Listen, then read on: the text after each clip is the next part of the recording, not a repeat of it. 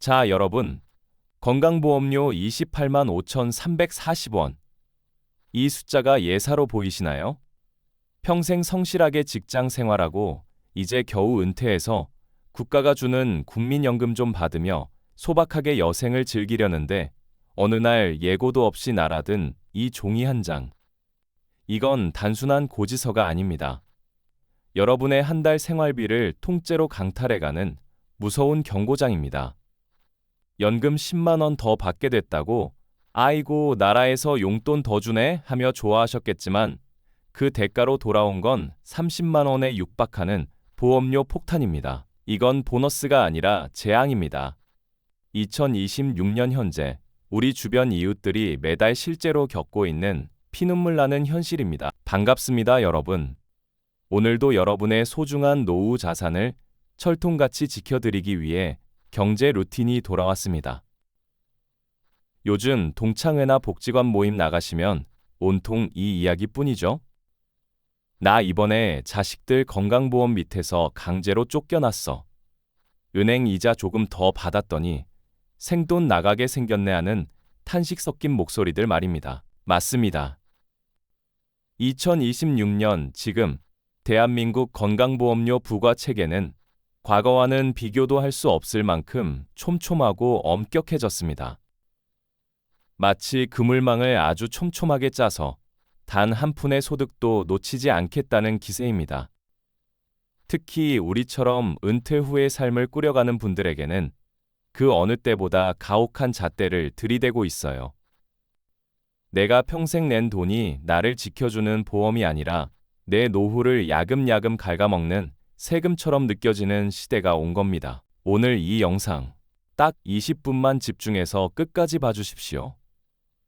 연금 10만 원 올랐다고 수십만 원 건보료 내는 억울한 비극이 여러분의 이야기가 되지 않도록 배당금 좀 챙겼다고 피부양자 자격 박탈당해서 자식들에게 미안해지는 일 없도록 아주 쉽게 설명해 드릴 겁니다. 특히 2026년 새롭게 개편된 ISA 계좌라는 녀석을 활용해서 건보료를 사실상 0원으로 만드는 마법 같은 치트키까지 준비했으니까요. 오늘 정보 놓치시면 앉은 자리에서 매년 수백만 원을 길바닥에 버리는 거나 다름없습니다. 자, 눈 크게 뜨시고 정신 바짝 차리세요. 바로 본론으로 들어갑니다. 가장 먼저 우리가 뼈아프게 직시해야 할 사실은 왜 지금 전국적으로 건보료 대란이 일어났느냐는 점입니다. 정답은 아주 명확합니다. 2026년 기준 건강보험 피부양자 탈락의 마지노선이 과거에 비해 턱없이 낮아졌기 때문이에요. 예전에는 소득이 좀 있어도 에이, 평생 고생하신 어르신인데 이 정도는 눈 감아 드려야지 하던 시절이 분명 있었습니다. 하지만 이제 그런 낭만은 끝났습니다. 2026년 현재 여러분의 연간 합산 소득이 딱 2천만 원을 단 1원이라도 넘기는 순간 여러분은 자녀의 피부양자라는 따뜻한 울타리에서 그 즉시 쫓겨납니다. 여기서 말하는 합산 소득이란 무엇일까요? 국민연금, 공무원연금 같은 공적연금은 물론이고 은행 이자, 주식 배당, 그리고 작게나마 부업으로 하시는 사업 소득을 모두 합친 금액을 말합니다. 실제 사례를 하나 더 자세히 말씀드릴게요. 작년에 국민연금을 한 달에 160만 원 정도 받으시던 분이 계셨습니다. 1년으로 따지면 1,920만 원이죠? 2천만 원이라는 기준선 아래에 있으니 본인은 절대 안전하다고 굳게 믿고 계셨습니다. 그런데 2026년 들어 물가 상승분이 반영되면서 연금액이 딱 10만 올랐어요. 한 달에 170만 원을 받게 된 거죠. 산술적으로 보면 1년 소득이 2,040만 원이 된 겁니다. 자, 결과가 어땠을까요? 2천만 원이라는 보이지 않는 벽을 4만 원 차이로 넘어버리는 바람에 자녀 밑에서 강제로 빠져나와 지역가입자가 됐습니다. 그리고 매달 2만 원이 넘는 보험료 고지서를 받게 됐죠. 연금은 고작 10원 늘었는데 보험료로 20원이 나가니 매달 10만 원씩 오히려 가난해진 셈입니다. 이게 바로 우리가 마주한 연금 인상의 저주입니다. 이것은 꼭 기억해 주세요. 2026년 건강보험료율은 7.19%로 역대 최고 수준을 경신하고 있습니다. 여기에 장기 요양보험료까지 합산하면 실제 체감하는 부담은 상상을 초월합니다. 내가 받는 연금이 늘어난다고 해서 무턱대고 좋아할 게 아니라 이 2,000원이라는 생명선을 내가 넘을지 안 넘을지를 매달, 매년 체크해야 합니다. 이게 바로 노후 생존을 위한 가장 기본적인 경제 루틴입니다. 나라에서 알아서 해주겠지 생각하시나요? 천만의 말씀입니다. 여러분의 지갑은 여러분 스스로 지켜야 합니다. 자, 그럼 연금만 조심하면 끝날까요? 아닙니다. 사실 더 무섭고 교묘한 덫이 우리를 기다리고 있습니다. 바로 금융소득입니다. 요즘 은행 금리도 예전만 못하고 물가는 치솟으니 주식 배당금이나 예금 이자로 노후 자금 보태 쓰시는 분들 참 많으시죠? 그런데 여기서 치명적인 함정이 숨어 있습니다. 2026년 기준 이자와 배당을 합친 금융소득이 연간 1,000만 원을 단 1원이라도 초과하면 그 금액은 전액 소득으로 잡혀서 건강보험료 산정 기준에 포함됩니다. 이게 무슨 소린지 더 쉽게 설명해 드릴게요. 만약 내가 1년에 이자랑 배당으로 900만 원을 벌었다고 칩시다. 그럼 이건 건보료 계산할 때 0원으로 봐줍니다. 피부양자 자격을 유지하는데 아무런 타격이 없어요. 그런데 투자를 조금 더 잘해서 혹은 예금을 좀 더 넣어서 금융소득이 1,001만 원이 됐다? 그럼 1,000만 원을 뺀 나머지 10,000원만 소득으로 잡히는 게 아니라 1,001만 원 전체가 여러분의 소득으로 합산되어 버립니다. 2,000만 원 한도 계산기에 1,001만 원이 뚝딱 올라가는 것이죠. 아까 말씀드린 국민연금 소득과 이 1,000만 원이 합쳐지면 2,000만 원 넘기는 건 순식간입니다. 바로 이 지점에서 수많은 은퇴자가 비명을 지르며 지역가입자로 강제 전환되는 겁니다. 잠깐 여기서 아주 중요한 중간 정리를 해드리겠습니다. 잊지 마시고 꼭 새겨두세요. 첫째, 연간 합산 소득 2,000만 원이 여러분의 피부양자 자격을 결정짓는 절대적인 생명선이다.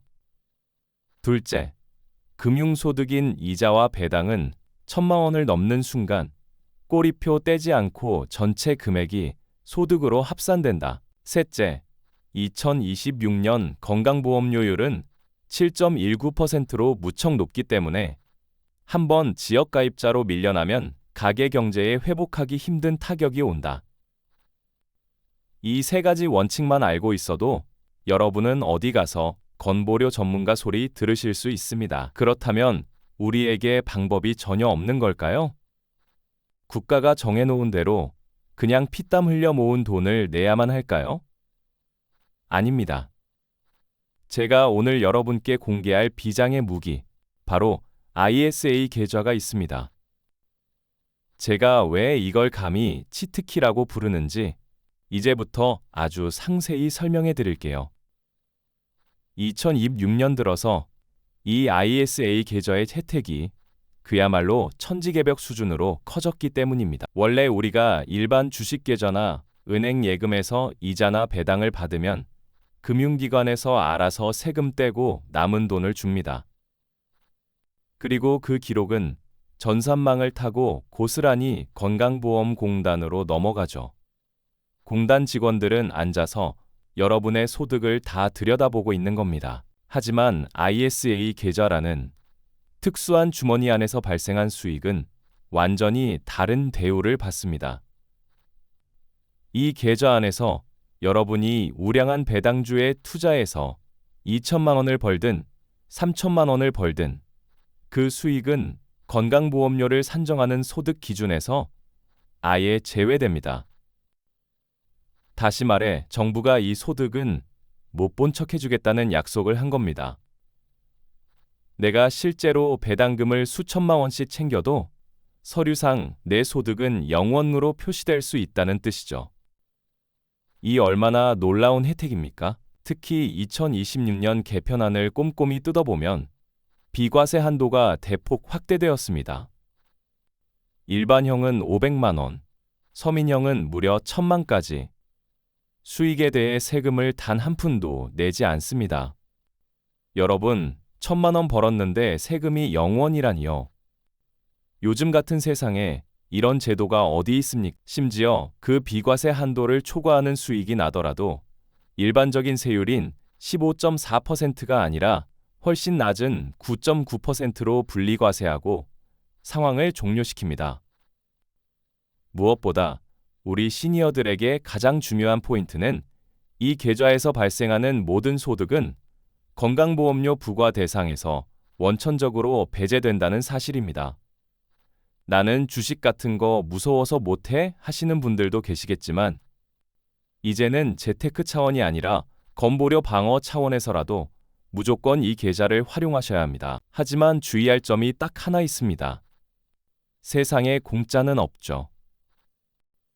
ISA 계좌는 최소 3년이라는 의무 가입 기간이 있습니다.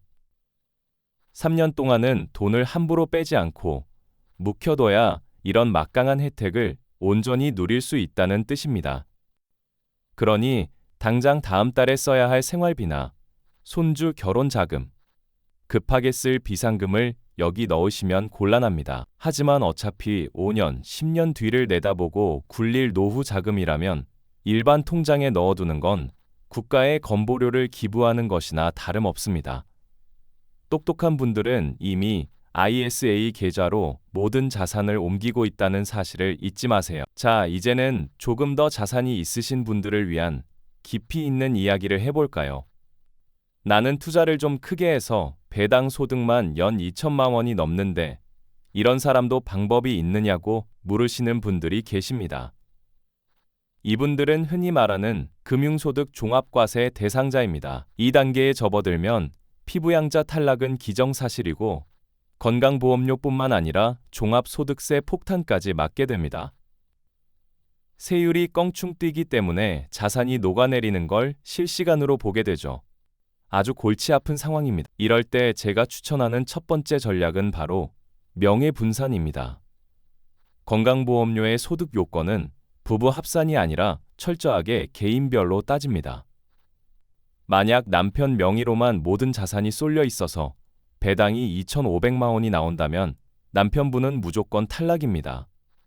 하지만 이걸 미리미리 준비해서 남편 1,300만 원, 아내 1,200만 원으로 소득을 나누어 놓았다면 어떻게 될까요? 두 분 다 2천만 원 미만이기 때문에 피부양자 자격을 기적적으로 유지할 수 있습니다. 물론 증여세 문제나 취득세 같은 부수적인 비용을 꼼꼼히 따져봐야겠지만 매달 나가는 수십만 원의 건보료와 종합소득세를 생각하면 장기적으로는 이 편이 훨씬 이득인 경우가 대다수입니다. 부부간 증여 한도 10년 6억 원이라는 제도를 이럴 때 써먹어야지 언제 쓰겠습니까? 이것은 꼭 기억해 주세요. 2026년부터는 소득뿐만 아니라 재산세 과세 표준 기준도 더욱 서슬퍼렇게 날이 서 있습니다. 소득은 정말 한 푼도 없는데 평생 살아온 집값이 올랐다는 이유만으로 탈락하는 억울한 사례가 속출하고 있어요. 2026년 기준 재산세 과세 표준이 9억 원을 초과하거나 5.4억 원을 초과하면서 연 소득이 1,000만 원 이상이면 가차없이 피부양자에서 제외됩니다. 내가 아무리 연금을 적게 받아도 집값이 일정 수준 이상이면 당신은 부자니까 보험료 직접 내세요고 국가가 판정하는 겁니다. 억울하다고 소리쳐봐야 소용없습니다.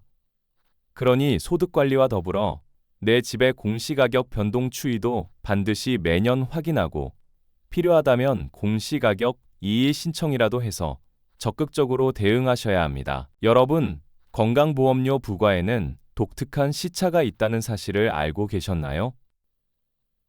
많은 분이 이걸 몰라서 당황하십니다. 2026년 11월에 받는 고지서는 여러분이 2025년에 벌어들인 소득을 근거로 나옵니다. 즉, 작년에 돈을 좀 벌었다면 올해 말에 폭탄을 맞는 구조라는 지금 당장 고지서 안 나왔으니 괜찮겠지 하고 안심하고 계시다가 11월에 갑자기 늘어난 금액을 보고 기겁하시는 분들이 정말 많습니다.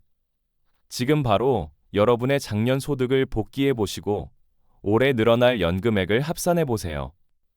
미리 계산기를 두드려 보는 것만이 유일한 대비책입니다. 시간이 없습니다. 바로 오늘 저녁에라도 통장 내역을 한번 훑어보셔야 합니다. 자, 이제 오늘 배운 내용을 머릿속에 쏙쏙 박히도록 다시 한번 총정리해 드리겠습니다. 2026년 건보료 전쟁에서 내 소중한 돈을 지키는 3대 생존 전략입니다. 첫째, 연금 수령의 기술입니다. 국민연금을 무조건 빨리 받는 게 능사가 아닙니다. 수령 시기를 늦추어 월 수령액을 높이는 연기연금이 유리할지, 아니면 소득 기준을 넘기지 않기 위해 조기에 받는 것이 유리할지 정교하게 설계해야 합니다. 연 2천만 원이라는 절벽을 넘지 않도록 관리하는 것이 핵심입니다. 둘째, ISA 계좌를 인생의 동반자로 삼으십시오. 2026년 개편된 ISA 계좌는 건보료를 합법적으로 회피할 수 있는 가장 넓고 안전한 고속도로입니다. 배당주 투자나 예적금은 반드시 이 계좌 안에서 해결하세요. 일반 계좌에서 예금하는 건 이제 금물입니다.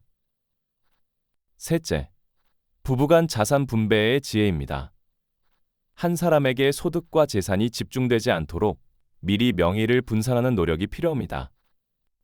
이것은 편법이 아니라 국가가 허용한 제도 안에서의 현명한 생존 전략입니다. 마지막으로 화면을 멈추고 꼭 확인하셔야 할 건보료 방어 체크리스트입니다. 메모하시거나 캡처하세요. 1. 나의 올해 예상 공적연금 수령액이 연 2천만 원 이하인가? 만약 넘는다면 연기 신청이나 다른 방법을 강구했는가? 2. 은행 이자와 주식 배당금 합계가 1천만 원을 초과할 예정인가? 1,000만 원이 넘는다면 합산 소득이 2천만 원을 넘는지 확인했는가? 3. 아직도 일반 계좌에서 배당금을 받고 있는가? 당장 ISA 계좌를 개설하고 한도를 채웠는가? 4. 내 집의 재산세 과세 표준이 5.4억 원이나 9억 원이라는 위험 경계선에 도달했는가? 이 네 가지 항목 중에 하나라도 해당한다면 여러분은 지금 즉시 대책을 세우셔야 합니다. 내일로 미루면 늦습니다. 오늘 제가 드린 말씀들, 어쩌면 조금 딱딱하고 어렵게 느껴지셨을지도 모릅니다. 평생 일만 해오신 분들에게 이런 복잡한 제도 공부가 쉽지 않다는 거 저도 잘 압니다. 하지만 여러분, 우리가 젊었을 때 밤잠 줄여가며 피땀 흘려 일했던 이유가 무엇입니까?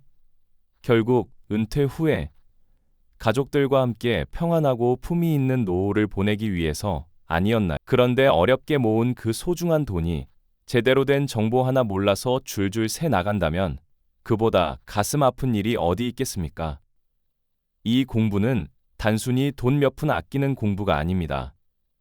여러분의 평생의 노고를 지키는 가장 강력한 방패이자 자식들에게 짐이 되지 않으려는 부모의 사랑입니다. 한 번 봐서 이해가 안 되신다면 영상을 2번, 3번 돌려보세요. 제 목소리가 익숙해질 때까지 들으시면 어느 순간 원리가 눈에 보이실 겁니다. 그리고 그래도 이해가 안 가는 부분이 있다면 주저하지 말고 댓글로 질문을 남겨주십시오. 제가 여러분의 든든한 경제 조력자가 되어 하나하나 상세히 답변해 드리겠습니다. 저는 여러분이 건보료 고지서를 보고 한숨 쉬는 대신 내가 미리 준비해서 잘 막았구나 하며 미소 지으시길 바랍니다. 자, 여러분의 소중한 연금과 배당금, 국가에 그냥 헌납하시겠습니까? 아니면 오늘 배운 대로 똑똑하게 지켜내시겠습니까? 여러분의 오늘 선택이 여러분의 10년 뒤, 20년 뒤 생활의 질을 결정합니다. 경제 루틴은 앞으로도 우리 시니어 여러분의 지갑이 얇아지지 않도록 복잡한 세상을 이겨내는 가장 쉽고 정확한 정보만 골라서 들고 오겠습니다. 오늘 영상이 여러분의 노후 설계에 작은 희망의 등불이 되었다면 구독과 좋아요는 저에게 큰 힘이 됩니다. 그리고 이 정보가 꼭 필요한 친구분들이나 모임 단톡방에도 널리 공유해 주세요. 좋은 정보는 나눌수록 커지는 법이고, 그것이 우리 시니어들이 함께 잘 사는 길입니다. 여러분의 평안하고 풍요로운 노후를 진심으로 응원합니다. 다음 영상에서는 AI 반도체 랠리에서 소외된 종목 교체 기준에 대해 자세히 알려드릴게요. 시간 되실 때마다 라디오처럼 켜두고 여러 번 반복해서 들어보시면 큰 도움이 되실 겁니다. 다음 영상도 기대해 주세요. 오늘도 경제적으로 승리하는 하루 보내세요. 긴 시간 시청해 주셔서 진심으로 감사합니다. 지금까지 경제 루틴이었습니다.